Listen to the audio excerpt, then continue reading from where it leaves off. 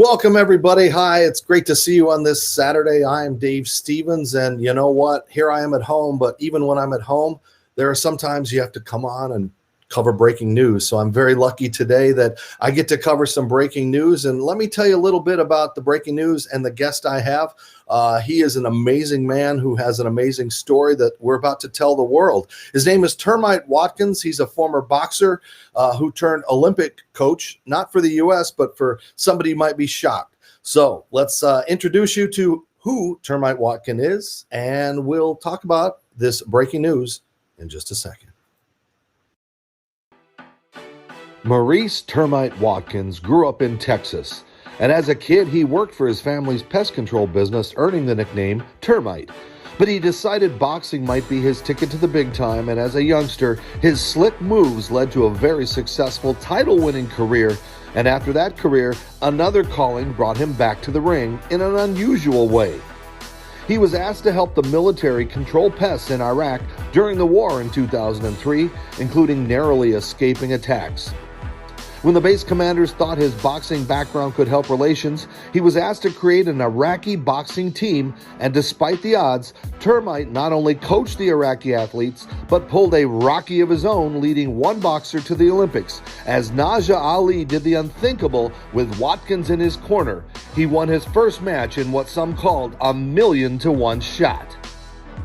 Now, that unbelievable story is coming to the big screen as Sylvester Stallone and Balboa Productions have agreed to tell Termite's heroic tale. Much like the Rocky franchises, one man overcoming all obstacles to leave a lasting legacy. Well, I mean, with that introduction, I got to bring in Termite. So welcome. And what an amazing day. We get to not only tell your story before a big press conference, but what a story to tell. So Termite, did you think this day would ever come? You know, I thought it would come, but I thought it was going to come about 17 years ago, something like that. But you know what? I thank God that it's here today. So your story, which is going to Hollywood, thanks to an old guy named Sylvester Stallone. You guys have been working together in the last few months, but what's it like to finally get this done and to be able to tell your story? You know, I'm so honored that Balboa Productions, of course, Sylvester Stallone, but I'm going to refer to it as Balboa. I'm so blessed and so honored that they have come after me on my story, and they're making this happen. I've turned down people for literally in the area of 15 to 17 years now because people not wanting to tell this story right. And Balboa Productions is ready to tell it right and do it the right way. So thank you. Big shout out to Balboa and all the people there at Balboa. Now, we've talked about this story, off camera and the things that we've, talked about in your life, but take us through that moment. You became a boxer, you were a successful boxer, and then suddenly you get this call to go rid the country of pests. Next thing you know, you're lacing them up for the Iraqi team in a 1,000,000-to-1 odds, and yet you pulled it off. I am a Christian, and one time I felt like God was actually speaking to me, and that it was my time to do my part. And then, the Iraqi war, I mean, it come to my mind about helping our military rid their pests in Iraq. So I answered that call. I went to Iraq, and they found out through a series of events that I was a former professional fighter, and all the way up our chain, all the way up to President Bush, they challenged me to get Iraq to the Olympics. Now, there was some technical reasonings behind that, and which I can go into later, but they gave me the challenge, and they made it possible for me to go. And with a great team that I had in Iraq, it happened. We made it to the 2004 Olympics that were in Greece. And what an amazing story it turned out to be. Was there apprehension, though, as you were literally teaching the enemy how to, work with the U.S., be around the guys, and they almost embraced you as a U.S. Olympic teammate, that one boxer? But I imagine, you got looks, you got, you didn't get the trust. How did you earn that? Well, I started off. uh, this may sound kind of silly, but when they first got off the bus, when they were coming to meet me, I greet them. Over in Iraq, they greet with a kiss on each side of the cheek. I greeted them with a kiss on each side of the cheek. And that just floored them that this American would do that. And then I just got to know each one of them one at a time through our interpreter. I asked them what their goals were, what they wanted in life. And, it's pretty amazing, Dave. All they want is the same thing that we want. They want freedom. They want opportunity. They want a chance to try things. And so I made that, and when I say I want to make this clear. It was a whole team. I was blessed to be the team. It was a whole team of people that made this happen. We had U.S., we had Australian, we had Iraqis. It was a whole coalition of people. It's so awesome that you've given us this opportunity to tell your story. And Tuesday, you got a big thing coming up where the rest of the world's going to get to know. I mean, how overwhelming is this for you that this is going to come? Eyes are going to be on you and you get to tell your story. I'm excited. On the 16th of this month, which is next Thursday, we are having a press conference at our gym, my boxing gym, Fighter Nation, 13305 Wood Forest Boulevard, if you're in Houston, Texas. And we are having let me back up just a bit. I asked Balboa Productions if they would let me break this to the news first right here in Houston. And they said yes. And so they given me that opportunity. And the reason I wanted it in Houston is that Houston has been so good to me. They followed me ever since I was 10 years old. I'm 65 now, and they followed me all this time, and they've just been a great place to be a boxer, be a coach. And so I wanted to break it here first, and that's what they're allowing me to do. And, you've overcome so much getting up through the ranks and surviving attacks in Iraq. But recently you also battled COVID. And I mean, it was a really tough battle, but you came out champ. So tell us a little bit about dealing with that. I made a business trip to Dallas, Texas, and I was around I guess, on the plane around people, and somebody had COVID, and I had to end up coming back from Dallas because my meeting was canceled. And within 24 hours, I was just feeling bad. And within, I guess, 4 or 5 days, something like that, I was in the hospital. And within a day or so after that, I believe it was, I was on the ventilator. And so I spent about 18 days on the ventilator and a total of about 30 days in the hospital. But by the grace of God, I made it. And I thank God for that. And I thank God that I have an incredible wife. My wife is named Cindy. She's a prayer warrior. And I just thank God. So Dave Stevens here. Termite Watkins is my guest from Houston, Texas, where he will have his press conference this week to announce the start of the unnamed Termite Watkins movie to talk about what he did in Iraq.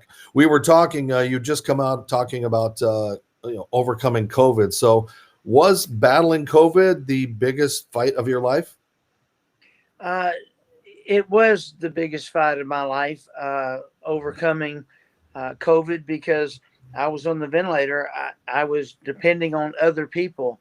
And I thank God that we had great doctors, great nurses, and I have a great praying wife. And I thank God that it wasn't my time. Well, Termite, we talked about how an amazing life you've had. So how do you put that in a movie in 90 minutes to 2 hours? I mean, obviously you don't know who's going to play you yet, but there'll be a young you, I'm sure, a young, good-looking boxer, and then we'll, kind of chronicle your life. But what's the message and how much of your life can we put in this thing? Well, from what they're telling me, the writer, is that in the first 10 minutes, they're going to take me from a little kid getting in boxing all the way to on a plane going to Iraq. So that's going to be in the first 10 minutes. And then, of course, they'll tell the story, which is pretty exciting, Dave. I mean, it's there's not a dull minute in it. From being shot at, from being bombed, to making friends with Iraqis, to depending on the Iraqis for my safety. So it was a pretty exciting story, and I'm pretty excited about sharing it with everybody. Now, I know we can't give away a lot, but there's some names being bantered out there who might play you, and it's got to be exciting to just hear some of these things. I don't know what you can share, but to see yourself on the big screen, it really has to be surreal. Well, I can talk about uh, whose names have been presented to me, and I don't know who it's going to be yet, but we've had some names that Matthew McConaughey, Josh Allen, uh, Bradley Cooper, Mark Wahlberg. It's just to name a few, and any of them would be absolutely wonderful, and I would be honored for any of them to play me. Yeah, I mean, you want a good looking guy up there to represent you, to show off your good looks like this, right? You've Dave, aged pretty well. hey Dave, I just got it. You should play me. You said a good looking guy. You should play. Look at those hands. Now you do. You could play me. That Yeah, they'd have to CG my legs in though, like the opposite of some special effects. But Termite, as we wrap, I know your faith has also been a big part of your life and have gotten through you some of these situations, and you've had opportunities to endorse things, and yet you still have that badge of honor with proudness. And I'm wondering, in telling your story, you're probably going to have some input as far as, no, I wasn't like that, or I didn't swear here, or those kind of things. So how do you capture your essence without ruining who you are as a human? I had a talk with Balboa Productions, and I told them where I stand on certain things. They honored me on certain things, and on certain things, they said, for instance, I didn't really want any cussing at all. And they said, Termite, did the general cuss you? I said, yes, he did. Okay, we're going to have cussing. But where I did draw the line is that I don't want GD, God's name used in vain, and they said they would honor me on that. And then there's the F word. I asked that they would honor me on that, and they said what we'll do is we'll make this a PG-13. So I want to thank Balboa for honoring my wishes to the best that they could, and I mean they've got to say so in this since they're doing it and they're giving me the opportunity. But they've been very good to work with. They've Balboa, everybody I've worked with has been fantastic.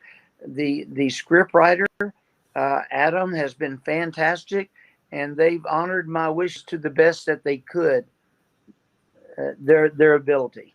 Well, you're like a Rocky story, and it's so great that it's finally coming to fruition. But you also continue to inspire and motivate at your gym with those kids. A lot of kids that come from bad backgrounds. I've seen it firsthand. I was able to meet with your kids and talk to them a little bit. But that seems like that's where you get your most impact, is from what you're doing in those gyms to these kids, not only teaching them boxing but teaching them life.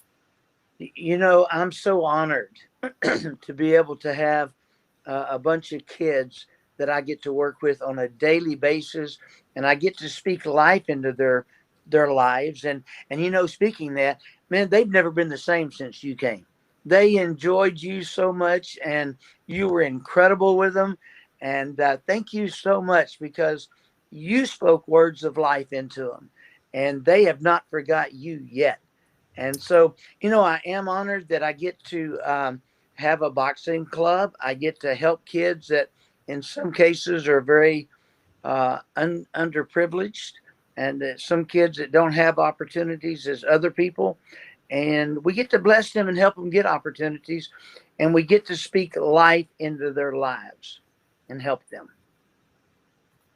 Well, that's just about as good as it gets. So, all right, Termite, thank you for taking some time on this early morning. Any idea how long something like this takes, and when can we see you on the big screen?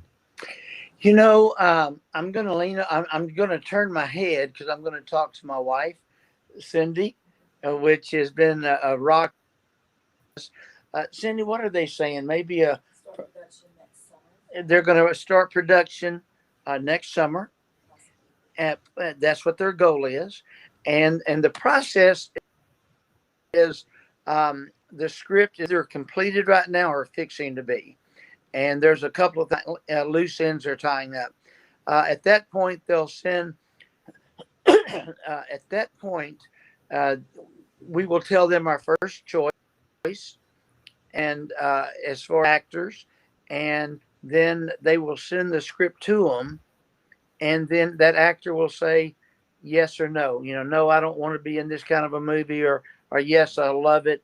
And let's say that an actor doesn't, then we'll send it to the next actor, and so we'll find an actor, and they may not be available at the time. We've got to find an actor that is available at that time to shoot, and then an actor that likes the story, an actor that I like, because I'm not going to allow somebody that I don't agree with. And this is my story, and I want it to be told right. And so anyway, so then they'll send it off to them. We'll make script changes. They said there'll be many script changes, and then mid-year next year they'll go into the production part of it, and then it just becomes a process. And so we have started the process along with getting the script and buying my rights, and then soon we'll go into production. It's fun. Now, I got to ask you, how much do you think Sylvester's actively going to be involved in this endeavor? From what I understand, he's going to be very active. They gave me a list of names to consider for directors, and his name was in there. He came in as a partner with me, and which I just want to, big shout out to Sylvester. Thank you, Sylvester, for partnering up with me. But they sent me a list of names for directors, and it had his name in there, had Clint Eastwood, Peter Berg, Bradley Cooper. And so I had a bunch of, but I chose Sylvester because he's been such a big help for me on this.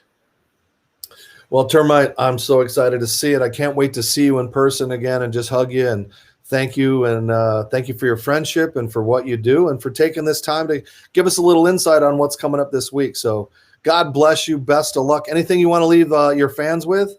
Well, I want to say thank you for all you do. And thank you for being my friend. I'm so honored to call you my friend.